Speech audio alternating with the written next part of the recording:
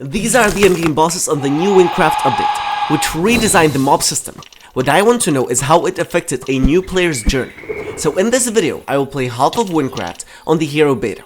I will take you with me on this journey of discovery, on the new amazing looking Wynncraft update. I decided to go with Shaman, and already the first moments are different. The caravan has gotten an upgrade, and so did the Fruman Gate itself. The Groots look amazing. Welcome to Wynncraft. We have eggs on fence posts, ambient birds, and butterflies. Already I feel better in this world. And item identifier now has an ender eye above its head, and the GUI is also really good. Look at these wild boars. And when doing spells, you can now see above your hotbar which mouse button you pressed. New mini-boss in the tutorial. It has 200 health and almost killed me, but I managed to kill it. It has a death animation, and I finished my first quest, getting my first new TP scroll. Now my plan is at the start to do everything in the content book, especially world events, to show you how difficult they are on level, then progress a little bit quicker, get to level 54, and show you / complete an endgame challenge, the Nest of the Grootslang. And right outside of Ragni, you can see the new warrior zombies. And while completing Enzan's brother, I stumbled upon the new Defender of the Plains, and I must say, wow! This mob model is amazing! I then leveled to level 3 and got a new relic out of a chest. I then finished Enzan's brother, leveling up again, and I ID'd the new relic. The secret discovery towers got rebuilt. These stones are cool, and now you can see an actual scout on the towers. Got to level 5 and went into the Nivela Woods, where I saw another ghost going into another tower. You have to go up using this rope. I leveled up 2 more times just from exploring the surrounding area, so I could unlock the whole spell for more mobility. And completed the 4 tower secret discovery, which is now actually quite fun because of the parkour and small exploration you have to do within the towers.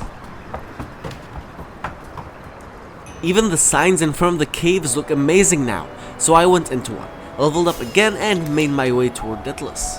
Ladies and gentlemen, when you look to the right side, you can see the roots of corruption. That is where annihilation will spawn. There are some small rebuilds on the route to Deathless, like this arch and this half arch with... what is that? The corrupted Goliath? It has 800 health and special attack, with which it jumps on you. It definitely is not an easy boss, but I killed it. These burned Deathless residents leveled me up to level 9, and I got to Deathless. Then I did the new Tunnel Trouble quest, where I leveled up just 4 existing. The cows now have the new models. Oh my god, it is the old Decrepit Sewers. Why is that boat on land? Now talking about Decrepit Sewers, they got a pretty huge rework this update. So after... oh! I got a legendary chestplate, going into this corrupted passageway, killing this mini-boss, leveling up, getting a new relic, and this legendary helmet, identifying all of that, and re-identifying all of that. Oh my god, I got the most XP bonus you could get on a relic. I went to the new Decrepit Sewers. The build looks amazing. Look at this cockroach, I stepped on it. And the flies. I really love the details Wynncraft has done to make this world feel alive. And stomp the cockroach. Now it's time to go into the dungeon. I leveled up, and I think they increased the spawn rate, because unlike last time, I didn't feel I had to wait for mobs to spawn. There was always enough mobs for me to kill. However, I did have to wait for the last mob on this platform.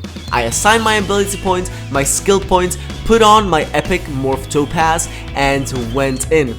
Fun fact, now you have 2 attempts on a boss, because they are really difficult. The starting animation on Witherhead is epic, and from the start he almost got me to half HP. Then I threw my totem and was attacking her. Luckily Witherhead is slow, but she has very precise jumps with a flip. After a while of fighting, I did manage to kill her and level up twice, unlocking the aura spell. Now it's time for the second reworked dungeon. I started the dungeon quest line. Elemental Exercise got a new boss with this cool flying ability and a second flying and summoning ability, but my totems were strong enough to kill all these summons and the summoner itself. I leveled up, which means I can now use my Mega OP XP relic.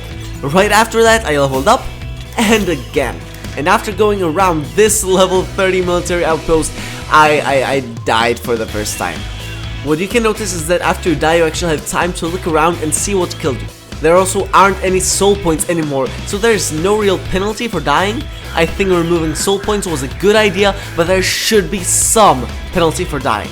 It is so easy to level up with 40% XP bonus from your weapon and 50% for being hunted. Yes, I am playing in hunted mode to level up quicker.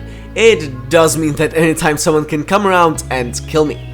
Look at these snails, they're so cute, and for those wondering, you are not able to squash them like the cockroaches. I also completed an objective and got legendary pants from it, and after 3 quests, here we are, the reworked entrance to the Infested Pit. I am looking forward to fighting this boss. In the trailer, he looked amazing. I leveled up and also realized you don't actually need to complete dungeon quests anymore to access the dungeon, but it will give you the key and Erekaticus's eye, so let's go in. The dungeon itself didn't get changed, so I am just going to show you the boss, and oh my god, are you seeing what I am seeing? The boss looks amazing and is also very deadly, so I have to be careful to avoid it. Use movement spells as much as I can, and after it threw a giant projectile at me, I died. Luckily, this isn't the end. A new 2.1 feature is that you get a second chance with dungeon bosses. I died instantly because I wasn't paying attention. What I noticed was that I didn't notice how low on health I was most of the time. Normally when playing I have the Red Wintles vignette showing me that I am low on health, but I didn't have it here. And combined with his vicious attacks, Erekaticus is a very formidable opponent. So I bought some level 20 healing potions and a Nemrak teleportation scroll. I also put on my Admiral Aegis, had a small fight with the Gilded Bowman, which ended with me leveling up. Alright, let's do this! When fighting these new bosses, you can see when they are preparing for an attack and you must try to avoid them. And in the end, I was successful and able to kill Erekaticus. The next thing this update introduces is world events, and I want to try those. You have to be within the circle when they start, and there are mobs you need to kill, and they are not easy. This one has 3000 HP, took me a while of attacking before I was able to kill it, and there are several waves. There are more and more mobs, and I failed. What surprised me the most is that it was a level 8 world event. They are using scaling, which means the mobs were more difficult than if I was level 8. So I started a new world event. I was able to kill the first wave quite easily with my totem. Wave 2 as well, wave 3 as well, but wave 4 defeated me. I need a better build, and for that, let me introduce you the Beta Lender. Normally I would buy the items on the trade market, but since this is Hero Beta, no one is selling them. That is why they created the Item Lender NPC, where you have 55 credits, and you can use those to borrow items. I love the filter system. I'm going to borrow this undertow for 5 credits. You can see it says this item was lent by the server. Erekaticus's body, these boots, and this relic each for 5 credits. Since this is Hero Beta and the goal of this video is to show you the new update, I think Item Lender is fair game, as it will allow me to release this video sooner. Now let's track this world event. I made it with 12 seconds to spare. This immediately spawned a ton of mobs, which nearly killed me, got me down to 14 HP. These world events are really difficult, and even with all new set, I died. I should have not chosen such a glass class as the Shaman. I decided to start this one again. The first wave wasn't easy again, second as well, third became a bit more difficult, but I managed, and fourth with the boss became really difficult. I nearly died at the start, but there was only the boss left, so I decided to fight it. Go on the other side of the wall and use my auras to kill it, and an end, come on, die already, yes! Oh my god, you have no idea how good it felt to complete my first world event. I got some epic tier 3 ingredients, so this will be amazing for my HUIC. That is unless I don't die. And some lower level items since this is a lower level world event, but because of scaling, still very difficult. So let's try some more. How about the Haywire Defender? It's a level 3 world event, so it will have a level 3 rewards, but thanks to scaling way more difficult mobs. Here we go. The first wave was actually really easy, second one as well. I did get very low in the third wave. The thing about world events is that you have to have a really good build for your level. And the Defender of the Plains is spawned, and I killed it! And got some emeralds, legendary items, and the stones are actually tier 3 ingredients. They're just bugged because this is beta. This was the easiest world event, and I still nearly died. And one more before moving on. I can actually show you the TP scrolls in action.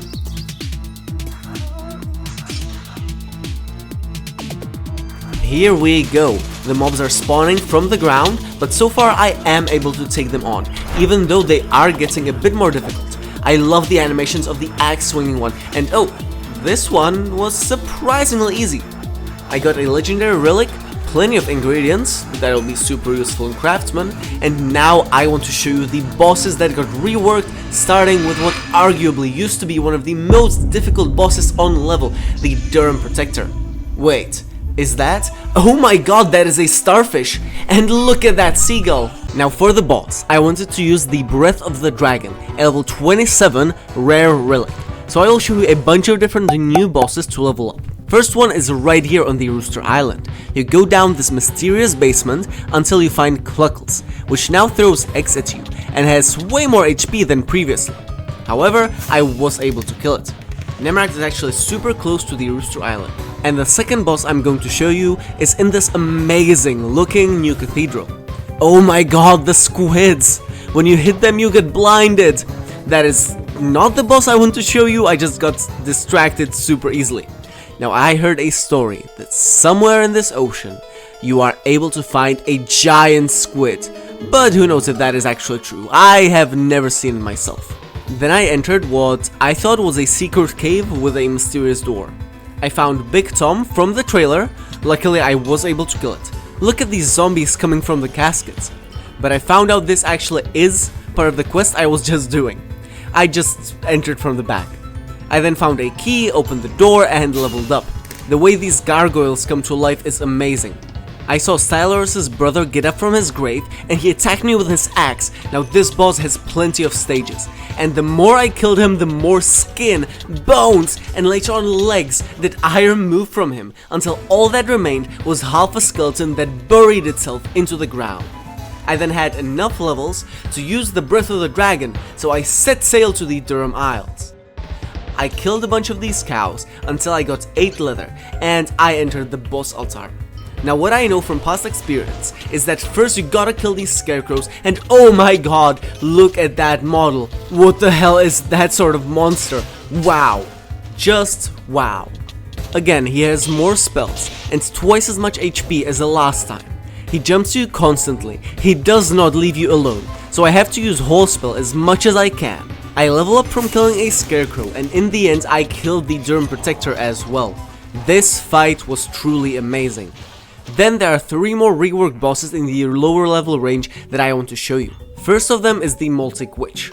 First you kill this giant rat, and then you see the witch, which is now really creepy.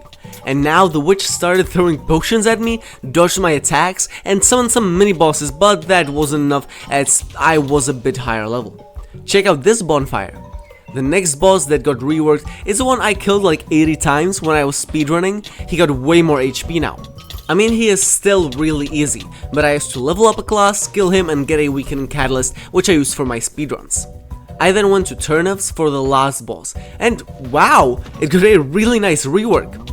But this prison is still the same, and you are not able to get in, because there are barriers preventing you from entering. Seriously, this build has been here for ages and has no real use. Look at this water pipe. I know I said it 100 times, but I just love all of the new small details in this update. The next boss is Cow again, and a different model. Instead of just using the same model for Durham Protector and this boss, they made 2 separate, really good cow models. I also got a horse, but I have a better one in my bank, so I'll just use that. I also reset my skill points, unlocked Mask of the Lunatic, Rebound, and I'm 1 ability point away from Blood Connection, which is what I want, and arguably one of the best shaman abilities. And now I am a lunatic. There's also a new AFK menu. I borrowed the entire adventure set for a new chapter, the Reworked Desert. I found out the mercenary rework isn't on the beta yet. Leveled up so I can finally get Blood Connection. I decided to level up a few levels here on the reworked Black String Spider Den, which with Blood Connection was really easy, since whenever I got stuck, I could just teleport to my totem.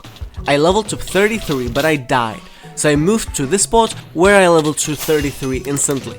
I leveled to 35 and went into the desert. First I tried down a world event in the Mesa Desert. This will be a slaughter. My build was 10 levels behind. I will be using the Tempo Totem though. First wave was actually alright, second wave also, I guess the goal is just not to get hit, and third wave had the boss. And let's just say it was not alright. It had about 30,000 health and was able to get to me pretty quickly. Then starting hurling fireballs, spawned even more minions. This took me a really long time, but after hitting it for about 2 minutes and it spawning another wave, I surprisingly killed it. Got the chest, got some tier 3 ingredients, emeralds, legendary items, and again, just stuff that will be very useful for a craftsman class. My god, these Rymax citizens are really strong. I started the reworked Canyon Condor, which is now available at 34. My god, I love Blood Connection so much! Oh, the coyotes have a new skin. I will be back here for this boss, but right now it's the cockatrices that I'll be worrying about. Here it is, the boss animation. Though, that was fast. She again has 20,000 health, and she keeps kicking me with her legs. And also a flamethrower that she spits from her mouth, like a dragon. And now she's throwing eggs at me, but that won't stop me from killing her. Well, it almost did, but now it didn't. Ha! Got this really good bracelet. First thing you can notice is that I can enter the Almush Bank without needing to complete any quest. Wow, these sandcrawlers look really cool. They brought back this grind spot. Few versions ago this used to be the most used grind spot at this level. The scarabs now actually look like scarabs. While looking for a mob I need, I came by the new barracks from the mercenary quest, which isn't in game yet. I still did explore the inside, and what I like about this and a lot of other builds in this new update is that it very much reminds me of those old Wynncraft builds where it really felt like you were exploring, which I saw less and less of in every new update where you had it all lined up and knew exactly where you have to go and what you have to do, but here I like that they are bringing back the exploring part. I then did another event in the desert, where again, it was a tough and a long fight, with the boss having 40,000 health, but in the end, when he was down to his last 1,000 health, I died. I then borrowed this build, which I will use when I will be level 40, leaving me with only 5 credits, which means I will have to return the adventurer set before I can borrow anything else. I still need to find something you cannot borrow though, that being the key to the Sandswept Tomb. Oh my god, look at these little scorpions. They actually do sting when you step on them. What is this? A cave? Oh my god, this is a cave, and there are 12 doors with levels written on them. So let's go into the lower level one. There's a boss and a chest. Wait, does this mean that there are 12 tier 3 chests in this cave? Let's go. But the bosses are not easy. For example, this dune-inspired worm buries in the sand and attacks with very strong attacks. But you can't hit it half the time because it's underground. This cave itself is probably the best 30 to 49 Lootrun there is. Now, what I want to know is if there is some secret if you complete every single room. So I'm going to try to find out without dying. If I die, I will return with a better build later. And just as I said it, I died, but I leveled up almost instantly, so I equipped my new build, and I will try again in 2 levels when I will be able to use my new relic. I looked for a Sandswept Tomb Guardian for about 15 minutes, nothing. So I decided to do a world event, because you can get a dungeon key from it, and right before I started, there it was, a Sandswept Tomb Guardian. But I didn't kill it, instead I focused on the boss, which now had 60,000 HP. And when it got down to 1,000, this time I did actually kill it. And the reward chest did give me a Sandswept Tomb key and a bunch of soft sand, which I could use for the green gulp quest, which the changelog says did get changed, but I wasn't able to figure out how. However, finishing the quest, it did level me up. Wow, dragonflies. Now, as a proof of concept, I have not completed the dungeon quest yet. I'm still allowed to enter the Sandswept Tomb. Look at these flesh eaters. The Dune Beast stayed the same, you just don't have to grab the token anymore. Then I really messed up with this parkour, so it's a miracle, in my opinion, that I was actually able to salvage this attempt, and using Blood Connection, which again is one of the best ability points out there, make it. The boss didn't change. He might have gotten a slight HP buff, but that's about it. I was able to kill it without problems, but I will still do the dungeon quest to show you the changes. First off, now June started this quest instead of some random mage, then this saloon got a rebuild, and that's about it really. You do get a Husher's Bone for completing the quest though. Now let me take my better relic and do that cave again. I killed the boss that killed me, fought a mage, a bandit, whatever the hell this is, but it leveled me up. After killing all the many bosses, I got to a bigger room, where one more boss remained. He got me very low, but that didn't stop me from killing him. And I got legendary boots! So that's the secret for completing the Sundial Cave. Now it's time for a fight I'm really looking forward to. As whenever I play Archer, I kill this boss to get the best bow usable until level 70. And that is the Sunrise Canyon boss altar. So here we go. When he spawns, he has a starting animation where he shoots at you. He loads up his revolver, he dodges your attack, and he keeps sending bullets your way, which are really fast. He needs to reload after 6 shots, and this is an actual Western duel now. Then he's starting to throw dynamite at you. You have to avoid that or you will die. Just do not let him hit you with his bullets. Let me get some more walk speed, this will do it. My god, this is really difficult. He has 6 rounds in his revolver, so what I'm going to try to do is attack while he is reloading and then dodge when he is shooting. However, I dodged straight into a dynamite. So I went to Nimracht, got on a boat, bought the Notgush warrior chestplate, got on a pirate ship, killed the captain, who has now 4 times as much health as he did last time. So I was now able to equip my warrior chestplate, helmet and leggings, and I was ready to beat Rymek Luke. I got in and Luke immediately got my health down, but I didn't let him kill me. He got me really low and his bullets were flying like from a machine gun, and when I got him down to almost 0, he defeated me. So this time, before going in, I equipped my chicken pet and went in with a little bit of help. Didn't help much. So I decided to switch to Summoner. Goodbye Blood Connection. This time he was mostly fighting my puppets, even though he was still shooting at me very precisely. But the puppets cornered him, and even with his dodge ability, it became a little bit easier, but not easy. I was still very low on health, a lot of times. Then he blinded me, so I was just clicking as much as I can, panicked because he could defeat me again at any time. But when I got unblinded, he was dead. Let me check replay mod what happened, and yeah, it was the totem and my puppets who came out victorious, and well, of course me, because it's my totem and my puppets. I did get Deadeye, but I'm not Archer, so I don't need it. The bandit leader now looks cooler. You actually have to fight him, and just like Luke, he has a gun, but a different model. There's another dude with a slingshot, but this was no problem at all. I leveled up and faced off the mummy, which has a lot of flies flying around it, a new epic tall skin, and while I was destroying a totem, my puppets killed it, again without me seeing it. Now we move to the snowy area, but not many things changed, so I'll just speed through it. Here we go, directly into the Ice Bearer's dungeon, without even doing the quest. Nowhere you actually have to grab any tokens, you just need to kill the mobs and the doors will automatically count.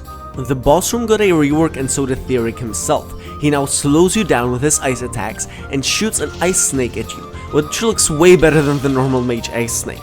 Wait, he is not as easy as the mummy, but he is also 10 more levels above. Then he traps you and you have to shake your mouse to get out of the trap. That's a cool concept. He sends floating icicles your way, but it's nothing I couldn't beat. The question I then ask myself is, if you don't need to complete the dungeon quest, can you enter a dungeon leveled lower than the dungeon quest? I wanted to test this theory in the jungle, but before I was able to get there, I got surprised by a traveling potion merchant in front of the Great Bridge, and I remember that there's a new boss you need to kill before being able to enter the jungle. There was an NPC that issued a warning for me not to enter the Great Bridge, but who am I to listen to warnings? I went into the middle and something blocked my path. There it is. it doesn't look peaceful. And oh my god, he throws me around like a doll. Wow, so many combos. And this fire attack, definitely one of the hardest bosses I have played thus far, and I got defeated. The second time we go on the bridge, you don't actually see the animation. He just spawns in and starts attacking you just as aggressively as before. For most of this fight I was under 1,000 health, and in the end it did look like he was going to defeat me again, but I used my healing potions and defeated him. And when the boss buried itself into the ground, my screen turned red. I did not think that at this point this update can surprise me, but this boss fight did. A toucan. What did you say? You can enter dungeons 5 levels before its recommended level, and I don't think I will be able to beat it, but I can enter. Level 50. You don't have to bother with the irritating tokens here as well. I noticed that mob names are now not visible through the walls. Then I had a passerby high level join my run, and he pretty much insta-killed the first phase and the second phase as well. I then unlocked totem regeneration, which meant my totem will slowly regenerate my health. Oh, and I decided to go for this build, because all the pieces have XP bonus, and I'm hoping to get to over 54 with only one solo dungeon run. Let's see if I can make it. Welcome to the new Slykaar dungeon boss fight. You have to avoid the slime that Slykaar spawns below you, because it poisons you. It teleports across the arena with his jump boosts, and he summons these little slimelings that attack you. However, he also just covers the entire boss arena in poisonous slime, which is super difficult to avoid. I was able to kill the first phase, but now look at this. What the hell is that? I immediately attacked it and started throwing slime at me in the chunks. It was very fast, but quite soon I thought I killed it. Psych! I returned it into its third phase, where you can see the ribs, and Slykaar is grabbing from under his ribs to spawn more minions. Damn! And started to switch to stress, the relic, not mood. I already had plenty of that with Ryan McLuke, and I did actually manage to kill it, getting all the way to level 56. That XP bonus did come in handy. And just as I completed Undergrowth Ruins, the Hero Beta had a patch, where the entrance got a rework, and I think it looks cool. I then want to know if the dungeon quest got changed, and yeah, the starter location did, but the quest itself didn't. Now before doing Nest of the Grootslang, I did one more boss, the Tribal Chief, who used to be one of the most difficult bosses on this level, but as he wasn't buffed this update, he is now easier than the dungeon boss. I did it because of this quest, as I want to use a helmet for which you need to complete this quest. I also got the rest of my build focusing on defense. For a lot of the pieces I had to be level 60 though, so I went in to do the dungeon 2 more times. I had to switch it a bit because of skill points, but I am satisfied with the build. I am now ready for the Nest of the Grootslang. So I hopped on a boat, traveled through Levigar, the Oleg Swamp, but before I was able to get there, I unintentionally stumbled upon a world event, the Rogue Wormling, and since I am going to be fighting Wormlings in the raid, I thought I could practice a little. And so it has started. The first wave were these really creepy giant spiders and cockroaches, the second wave added these parasites, the third one added flies, and again I'm just in awe from how many and how well done these mobs are. Fourth one just had a lot of mobs. Oh, and there it is, the Wormling. This is what I'm going to fight, but bigger. The model looks amazing as usual with this update and buries itself into the ground. And I got a bunch of cool rewards including the Azrunes, which I can use to enter the raid. Oh, that's not necessary as on the beta there's a merchant in front of the raids. Oh, a raid chest and party finder look cool. Is that a gingerbread house? And aspects. This one is at the moment the logo of my channel, but only temporarily. I'm planning on rebranding and involving more people in making these videos. So if you want to make videos or thumbnails with me as your guide, get the role in my Discord and I'll get in touch with you. Or you can donate because instead of getting a job, I'm making these videos for you. But here you can see all the rewards you can get in raids, including tomes, emeralds, crafted bags. Wow, craftsman is going to be really cool after this update. A charm, accessories, and powders, and corky and amplifiers. And let's do this. First, you can notice that each room now has an instruction. The cockroaches are disgusting! I love them! I have no idea what the snake is, probably an archer ability. And I got more rewards because I stayed alive, so I'm gonna choose health to keep staying alive. I also just really love the chest. The buffs have also changed. There used to be vampire with health and now there's bedrock. The carnivorous plant now also looks better. Wow, this tarantula is massive. So is this fly. Then I chose Lightbearer 3, and here we go to fight the Wormling. This is my first bigger fight on Wynncraft 2.1, and here it is. The intro. Grootslang buries into the ground, and then he jumps at you. He has 2 million HP, and he just keeps burying into the ground. And then he flies into the ceiling and falls into the ground. He is massive, and since he's in the ground most of the time, he's not very easy to kill. He's also like Naga, slowly losing his body parts as he gets lower and lower on HP. As you can see, now he is very short, but what's also in work here is scaling. For me, he has 2 million HP, but for a level 100 person, he has 20 million. That is so even a level 60 player can be just as important for the fight as a level 105. Because if the boss truly has 2 million HP, he would already be dead. And we killed him! He now has only one phase.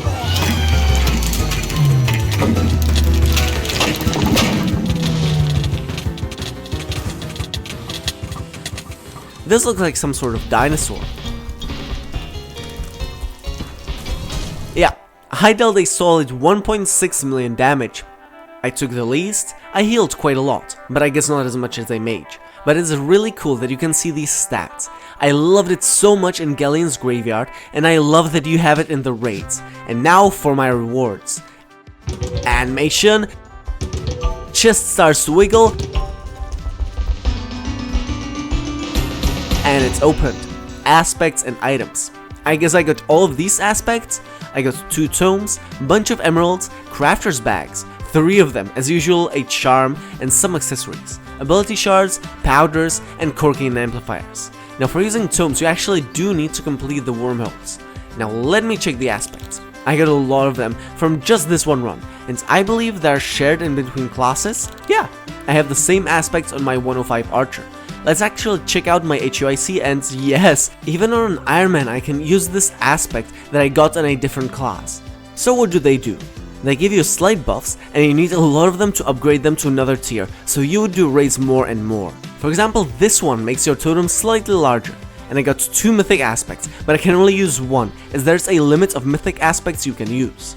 Crafter bags gave me 16 worm signs, 8 slate sheets, and 4 Grootslang hearts. Getting 4 tier 3 ingredients is really good. Now a fun fact, you can fight the hardest boss in-game from level 30, and it does scale a little bit. But when you are a level 60, it has almost 4 million HP. It spawned a red circle around me, which I had to avoid, threw fireballs, and after dealing 60,000 damage, I died. Then an admin came by when I wasn't recording instead of a thermonuclear bomb. No, literally.